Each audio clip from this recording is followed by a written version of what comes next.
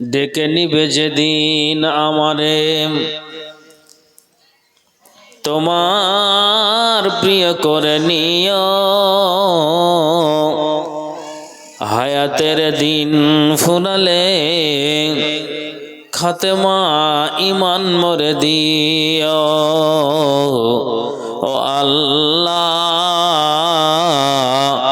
কালেমা নসিবে মোর দিও। ডেকে নিবে যেদিন আমারে তোমার প্রিয় করে নিও, হায়াতের দিন ফুরালে খাতেমা ইমান মরে দিও। ও আল্লাহ কালেমা নসিবে মোর দিও। তোমাকে করেছি পর দুনিয়ার বুকে, দুনিয়া করেছে পাপী মরি ধুকে ধুকে। তোমাকে করেছি পর দুনিয়ার বুকে, দুনিয়া করেছে পাপী মরি ধুকে ধুকে। পরিণতি হবে কি চলে গেলে দম, মালাকুল মউত আমার আসবে যখন, তখন তোমার রহমতের হাত বাড়ায়, কালেমা নসিবে মোর দিও। ডেকে নিবে যেদিন আমারে তোমার প্রিয় করে নিও, হায়াতের দিন ফুরালে খাতেমা ইমান মরে দিও। ও আল্লাহ কালেমা নসিবে মোর দিও। দুহাতে কেড়েছি হক কত মানুষের, আঘাতে করেছি ক্ষত কত যে মনের। মানে নিত তোমারে থেকেছি বিমুখ, জবাবের ভয়ে বুক কাঁপে ধোক ধোক। দয়াল মাবুদ মরণে কৃপা রাখিও, কালেমা নসিবে মোর দিও। ডেকে নিবে যেদিন আমারে তোমার প্রিয় করে নিও, হায়াতের দিন ফুরালে খাতেমা ইমান মরে দিও। ও আল্লাহ কালেমা নসিবে মোর দিও। উপস্থিত কোরআন ও হাদিসের কর্ণধর ও মঞ্চে কেদারায় উপবিষ্ট যোগ্যতম সভাপতি মহাশয় এবং দূর দূরান্ত থেকে আগত তথাপি এলাকার সুবিরসত মণ্ডলী, সর্বাগ্রে মহান স্রষ্টার কৃতজ্ঞতা জ্ঞাপন করি, যেই আল্লাহ এই ইসলামী সভায় একত্রিত হওয়ার আল্লাহ তৌফিক দিয়েছেন। তাই আমরা এখানে যতজন মুসলিমে যে কটা মানুষ বসে আছি আল্লাহর কৃতজ্ঞতা জ্ঞাপন করি। একটু আওয়াজ দিয়ে বলে উঠুন আলহামদুলিল্লাহ। তারপরে পরে যিনি ইসলামের পথ প্রদর্শক, ইসলাম হিতাকাঙ্ক্ষী, আকাঙ্ক্ষিত দিনের ভিখারি, লাস্ট প্রফেট নবী মুহাম্মদুর রাসূলুল্লাহ, একটু আওয়াজ দিয়ে পড়ুন সাল্লাল্লাহু আলাইহি ওয়াসাল্লাম। শত কোটি দুরুদ ও সালাম বর্ষিত হোক। আল্লাহুম্মা সাল্লি আলাইহি আল্লাহুম্মা বারিক আলাইহি। সুপ্রিয় শিক্ষিত সুধী মণ্ডলী, আমি আপনাদের সম্মুখে দুই জায়গা থেকে দুইটি আয়াত এই মাত্রই পরিবেশন করলাম। ইনশাআল্লাহ যিনারা আরবিকের সঙ্গে যুক্ত, আশা করা যায় যে অবগত বা বুঝতে পেরেছেন যে বিষয়টা কি হবে। তারপরও এই ইমানকে, এই দুর্বল ইমানকে, মরিচিকা ইমানকে সবলের জন্য যখন একটা সুবর্ণ সুযোগ লেগেছে বা আমরা পেয়েছি, সেটাকে হাতছাড়া না করে চলুন কোরআন এবং হাদিসের আলোচনা শুনে আমরা যেন আমলে পরিণত করতে পারি। আল্লাহ তৌফিক দিন। একবার সকলে বলে আল্লাহুম্মা আমিন। বাবা ভাই, যারা আপনারা এই কটা মানুষ বসে আছেন, সারা রাত থাকতে বলবো না, আর আপনাকে 1.5-2 ঘন্টা বলবো না। তবে যখন বসে আছেন তা আর খালি খালি যায় না। পর্দার আড়ালে মা বোন যারা আছেন, জানি না কতজন আছেন, আল্লাহ ভালো জানে, তো তারপরেও যদি বসে থাকেন তাহলে আপনি একটু শেষ করে যাবেন, এটা অনুরোধ। চলুন আগে বাড়ি, কথাকে লম্বা না করে সরাসরি বক্তব্যের দিকে এগিয়ে যাই। তাকি আল্লাহ তাআলা সূরা মুমিন, এটা 40 নম্বর সূরার আল্লাহ 60 নম্বর আয়াতে আল্লাহ উল্লেখ করলেন যে অবশ্যই যারা আমার ইবাদতে হটকারী করে, তাকাব্বর করে আল্লাহর ইবাদতে, তো আল্লাহ তাআলা বলছেন সায়াদখুলুনা জাহান্নাম, আমি আল্লাহ তাদেরকে অবশ্যই জাহান্নাম খানাতে দেব। এখন কথা যে আল্লাহ অন্য জায়গাতে ব্যবহার করেছেন দাখিলিন, আর এখানে আল্লাহ ব্যবহার করলেন দাখিরিন। তার মানে যে আল্লাহ আপনাকে, আপনি আর আমি এই বিধানকে অস্বীকার করার কারণে, আল্লাহ রাসূলের অবাধ্যতা চলার কারণে কাল কিয়ামতের দিন আমাকে জাহান্নামে যেতে হচ্ছে। তো আল্লাহ তাআলা বলছেন যে যাবে বটে, এটা ঠিক, কিন্তু আল্লাহ এটা বোঝাতে চাইছেন যে বেইজ্জতির সঙ্গে অপমান হয়ে, লাঞ্ছিত হয়ে, লজ্জিত হয়ে আল্লাহর জাহান্নামে যাবে। সুবহানাল্লাহ। এখন এটাকে আপনি এমনি এমনি মগজে সহজ ভেবে নিয়েন না যে এটা খুব সহজ কথা, এই কথা শুনেছি, শুনে আসছি।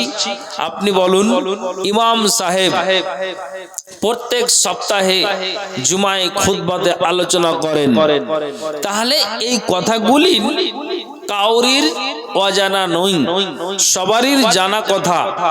আপনারাও প্রত্যেকের কাছে অ্যান্ড্রয়েড মোবাইল ব্যবহার করেন।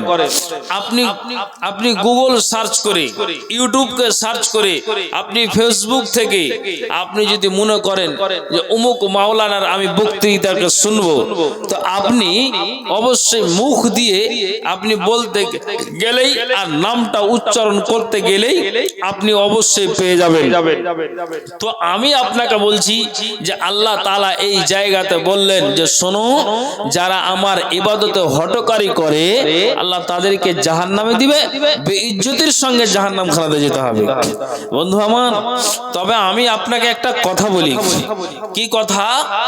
এখানে যারা আমরা বসে আছি, আমি আর আপনি জানি যে আমার দ্বারা দিয়ে সারাদিন ফজরের পর থেকে নিয়ে মাগরিবের সূর্য অস্তমিত যাওয়া পর্যন্ত, তার পূর্ব মুহূর্ত পর্যন্ত আমার দ্বারা দিয়ে কতটা গুনাহ আর নেকি হয়।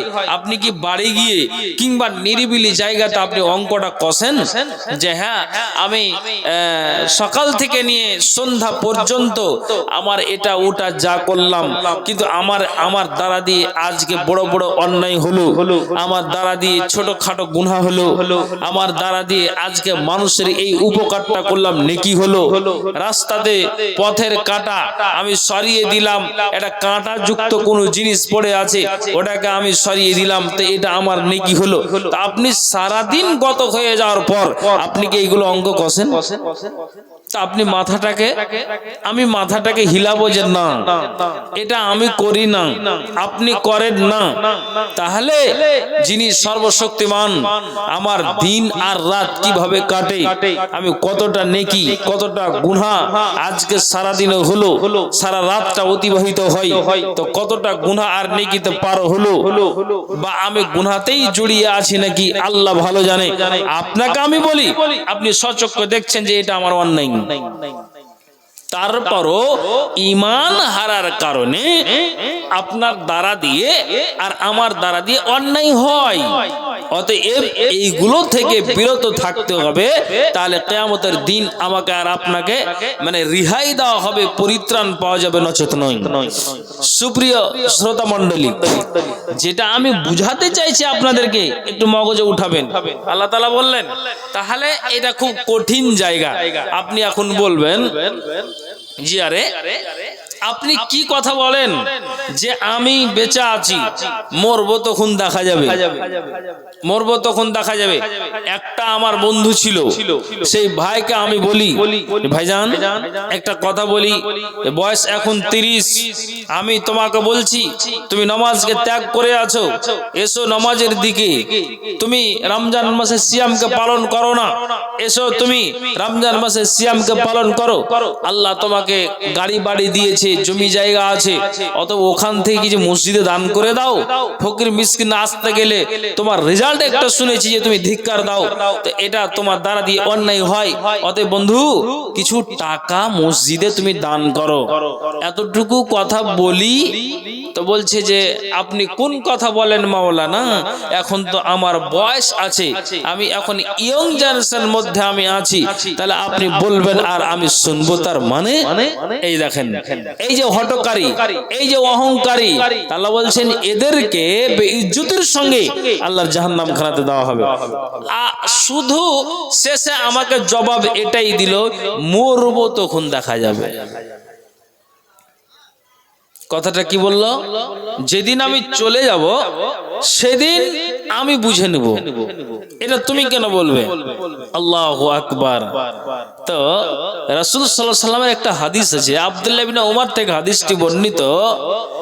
উনি বলছেন যে রাসূল সাল্লাল্লাহু আলাইহি ওয়াসাল্লাম বলেছেন, কি বলছেন, ইন্না আহাদাকুম ইজা মাতা উরিজা আলাইহি মাকআদুহু বিল গাদাতি ওয়াল আশিয়ে ইন কানা মিন আহলিল জান্নাতি ফামিন আহলিল জান্নাতি ওয়া ইন কানা মিন আহলিন নারে ফামিন আহলিন নারে। পৃথিবীর মানুষ, নবীজি বলছেন তোমাদের মধ্যে কোনো ব্যক্তি যদি মারা যায়, তাহলে আপনাকে বলি, রাসূল বলছেন যে লোকটা যদি আল্লাহ ওয়ালা হয়, লোকটা যদি দিনদার হয়, লোকটা যদি পরহেজগার হয়, লোকটা আল্লাহ রসুলের বিধিবিধানকে মেনে গেল, এটা যদি তার দ্বারা দিয়ে হয়, কোসমিন কালে আল্লাহর অবাধ্যতা করেনি, কোসমিন কালে আল্লাহর রসুলের অবাধ্যতা করেনি, ঠিক নবীজি বলছেন যে যখন ওই ব্যক্তিটাকে মরে যাওয়ার পর কবরে যখন শুইয়ে দেওয়া হয়, কবরে যখন সমাহিত করা হয়, মানুষেরা যখন নিজের নিজের বাড়ির দিকে রওনা দিয়ে দেয়, আপনাকে আমি যেটা বলতে চাইছি, অ্যাকচুয়ালি আল্লাহর বিধানকে মেনে যাওয়ার কারণে নবী আমার বলছেন যে ঠিক 3টি প্রশ্নের জবাব সেই ব্যক্তিটা দিয়ে দিবে সঠিকভাবে, আর তাকে সকাল এবং সন্ধ্যাতে প্রতিদিন একবার সকালে একবার সন্ধ্যাতে, একবার সকালে একবার সন্ধ্যাতে ওই ব্যক্তিকে যেন কি করা হয়, ঠিক যেন তাকে যেন জান্নাত খানাকে দেখানো হয়, বলা হয় এরে আল্লাহর পবিত্র বান্দা, এরে আল্লাহর পবিত্র রূহ, এরে আল্লাহর খাঁটি বান্দা, এরে আল্লাহর খাস বান্দা, এই যে দেখো এখন যে কবরের ভিতরে আরামদায়ক বিছানাতে ঘুমিয়ে আছো, শুয়ে আছো, যেই দিন ইসরাফিল বাঁশিতে ফোঁক মারবে, যেই দিন আপনার যেন ইসরাফিল বাঁশিতে ফোঁক মেরে দিবে মানুষ, সেই দিন আপনার সমস্ত মানুষেরা পশ্চিম দিকে দৌড় শুরু করে দিবে। তখন বলছেন শোনো, ওই পর্যন্ত তোমাকে প্রতিদিন সকালে আর সন্ধ্যাতে আপনার যেন ঠিক যেন আকাশ থেকে আপনার জান্নাতকে দেখানো হয়। হাদিসে এসেছে যখন ওই মাইয়াতের সামনে আল্লাহ ভীরু দিনদার পরহেজগার ব্যক্তির সামনে যখন আপনার যেন ওই ব্যক্তিটাকে সকাল সন্ধ্যা জান্নাত দেখানো হয়, হাদিসে এসেছে তখন ও তারা যেন খুশিতে আটখানা হয়ে যায়, সে যেন খুশিতে আটখানা হয়ে যায়, তার হৃদয়টা আনন্দতে ভরে যায়।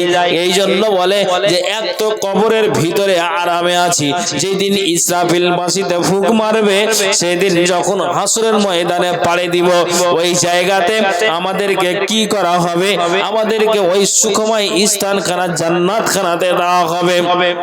তখন যেন এই সুখময় স্থানখানা দেখানোর পরে তারা যেন কি করলো, তা সে যেন খুশিতে আরো আটখানা হয়ে যায়। জি যদি যদি আপনি সৎ কাজ করে যান তবে। কেন আল্লাহ তাআলা কোরআনের অন্য জায়গাতে বলেছেন সূরা তাহার ভিতরে কি বলছেন? আউযু বিল্লাহি মিনাশ শাইতানির রাজিম ইন্নাহু মাইয়াতি রাব্বাহু মুজরিমান, অবশ্যই যারা আল্লাহর কাছে মুজরিম অবস্থায়, পাপিষ্টি অবস্থায়, গুনাহগার অবস্থায় যারা আল্লাহর দরবারে হাজির হবে, আল্লাহ তাআলা বললেন ফা ইন্না লাহু জাহান্নাম, অবশ্যই ও ব্যক্তিদের জন্য আল্লাহর জাহান্নাম খানা তৈরি করা আছে, তাদেরকে জাহান্নাম খানাতে দেওয়া হবে। আল্লাহ বলছেন লা ইয়ামুতু ফিহা ওয়া লা ইয়াহইয়া, ওখানে তারা মরবেও না, তারা বাঁচবেও না। আবার আল্লাহ সেই সূরার আবার তার পরের আয়াত আল্লাহ বলছেন ওমাইয়াতিহি মুমিনান, যারা নেক সৎ কাজ ভালো কাজ করে আল্লাহর দরবারে উপস্থিত হবে, আল্লাহ তাআলা জানালেন উলাইকা লাহুমুদ দারাজাতুল উলা, তাদের জন্য উঁচু স্থান রয়েছে, তাদের জন্য উঁচু মর্যাদা সম্পন্ন জায়গা রয়েছে। আল্লাহ তাআলা বলছেন ওই ব্যক্তিদেরকে তাদেরকে ওই সম্মানের জায়গাতে রাখা হবে। জি, তাহলে এখানে দুটো কথা পেলাম, যদি আমি অন্যায় করে যাই তাহলে জেনে নিলাম যে আমার জন্য জাহান্নাম, আর যদি সৎ ভালো কাজ করে যাই তাহলে আমি এটাও জানতে পারলাম যে আমার জন্য সম্মানের জায়গা রয়েছে, আমার জন্য উঁচু মর্যাদা সম্পূর্ণ একটা জায়গা রয়েছে, আল্লাহ তাআলা সেই জায়গাটা আমাকে দিবেন। আমি এখন আপনাদেরকে একটা কথা বলি, আল্লাহ পাকের রাসূল তিনি তিনি তিনি হযরত আবু বকর আর হযরত উমর ফারুক রাদিয়াল্লাহু তাআলা আনহুর ব্যাপারে, এই দুইজনের ব্যাপারে আল্লাহ পাক রাসূল বলেছেন যে যতগুলি আদম থেকে নিয়ে নবী মুহাম্মদ সাল্লাল্লাহু আলাইহি সাল্লাম পর্যন্ত যতগুলি মানুষেরা বয়স্ক কালে মারা গিয়েছে, তো ঠিক নবীজি বলছেন যে এই বুড়োদের বয়স্কদের নেতা হযরত উমর ফারুক রাদিয়াল্লাহু তাআলা আনহু আর হযরত আবু বকর সিদ্দিক রাদিয়াল্লাহু তাআলা আনহু, এই দুইজনকে আল্লাহ তাআলা জান্নাতের নেতা বানাবেন যারা বুড়ো বয়সে মারা গিয়েছে। এখন আপনি বলবেন যে মাওলানা বুড়ো বয়সে মারা গেল কেমন কথা, কিন্তু এটা মাথায় রাখেন যখন জান্নাতে প্রবেশ করানো হবে তখন কেউ আর বয়স্ক থাকবে না, সবাই তরুণ তুর্কি নওজোয়ান হয়ে আল্লাহর জান্নাতে প্রবেশ করবে। তো ইনি জান্নাতের নেতা কে? হযরত উমর। তারপরও ইনার মুখ থেকে একটা জবাব শুনেন, যদি এই কথাটা শুনে আপনার জ্ঞান হয় তো কি কথা? হযরত উমর বলছেন এখন আপনাকে বলি, মনে করুন আজনা গ্রাম থেকে একটা নারীকে নিয়ে যাওয়া হলো কোথায় না, তো পাকুড়ের কোন একটা জায়গাতে কোন একটা গ্রামে। মনে করুন আজনা গ্রামের একটা নারী, ইলামির একটা ছেলে, ওখান থেকে ছেলেটা বিবাহ করতে এসেছে। সেই দিন ওই নারীটাকে এত সুন্দর করে সাজানো হয়, কি দিয়ে সাজানো হয়? নাকের ফুল দিয়ে সাজানো হয়, কানের দুল দিয়ে সাজানো হয়, হাতের পলা দেওয়া হয়, আপনার গলাতে মালা দেওয়া হয়, ঠিক যেন আপনার জন্য পায়ের পাতা দেওয়া হয়। সুন্দর করে ওই একটা আপনার নতুন বৌমাকে, আপনার মেয়েটাকে বিবাহের দিন সাজানো হয়। সুবহানাল্লাহ। সারাটা শরীরটাকে নতুন কাপড় দিয়ে, পোশাক দিয়ে, চাদর দিয়ে ওই বৌমাটাকে সাজানো হয়। আর যখন বৈকাল হলো সেই দিন আপনাকে আপনার মেয়েটাকে তুলে দেওয়া হলো কোথায় না, তো ইলামিতে আমার মেয়েটার বিবাহ দেওয়া হলো, ওই জায়গাতে আমার মেয়েটাকে এখন পাঠিয়ে দিলাম, বিদায় করে দিলাম। তো সারাটা শরীর নতুন বৌমার সাজানো আছে কি দিয়ে না, তো গয়না দিয়ে, কি দিয়ে না, তো নতুন কাপড় পোশাক দিয়ে, কি দিয়ে না, তো নতুন চাদর আর রুমাল দিয়ে। কিন্তু হযরত উমর বলছেন যে ওরে শুনে রাখো, তিনি নিজে বলছেন যে আমি আমার দেহটাকে গয়না দিয়ে সাজাই নাই, আমি আমার দেহটাকে আমি গয়না দিয়ে সাজাই নাই, কি দিয়ে সাজিয়েছি? হযরত উমর বলছেন যে আমি আমার দেহটাকে আমল দিয়ে সাজিয়েছি। আমল হলো এটাই যে হযরত উমর তিনি নিজে বলছেন যে আমি আমার শরীরটাকে নামাজের মাধ্যম দিয়ে, এটা একটা আমল, তো এই আমল দিয়ে আমি সাজালাম। আমি রমজান মাসের সিয়ামকে পালন করে আমি আমার দেহটাকে সাজালাম।